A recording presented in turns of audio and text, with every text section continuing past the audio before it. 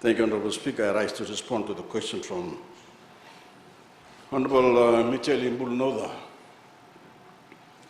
But he would find this funny, Honourable Speaker, that a person from Bua is asking a person from Taileu to tell him what's happening in Bua.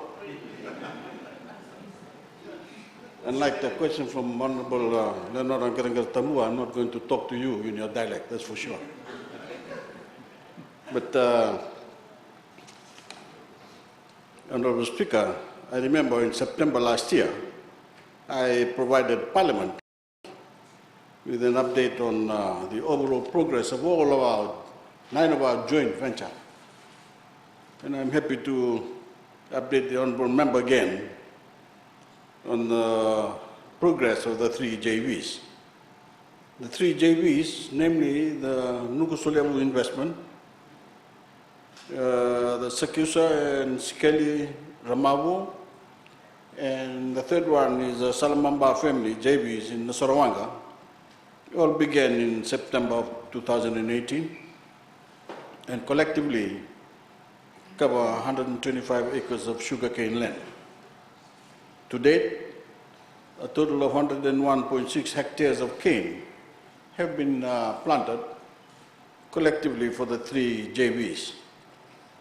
44.3 hectares of cane have been planted on Nukusolevu investment.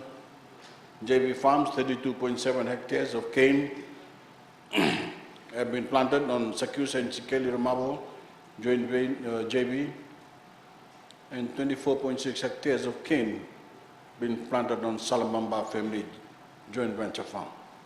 The 3 JVs, Honourable Speaker, have been progressing well with a harvest of total of 2,450 tons in 2019 from Nukusolevu investment and Sakusa and Sikeli Ramavo JV alone.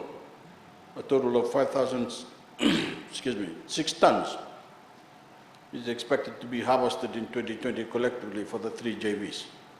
As of yesterday, a total of 2,806 tons have already been harvested from Nukusolevu investment, on day before yesterday.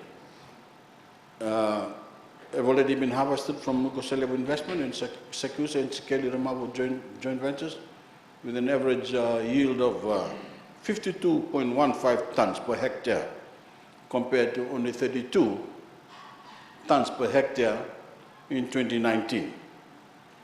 The actual cost of establishing all 3 JVs stood at just over $365,000 for 2018 and 2019, excluding the harvesting and cartage costs of $105,000 incurred in 2019.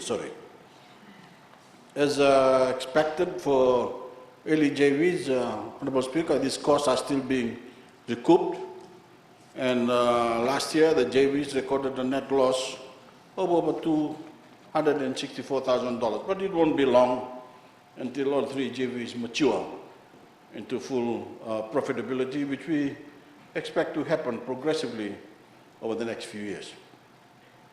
Under the terms of the arrangement, the Nasorowaqa JVs were required to meet all of their initial development costs through bank loans. But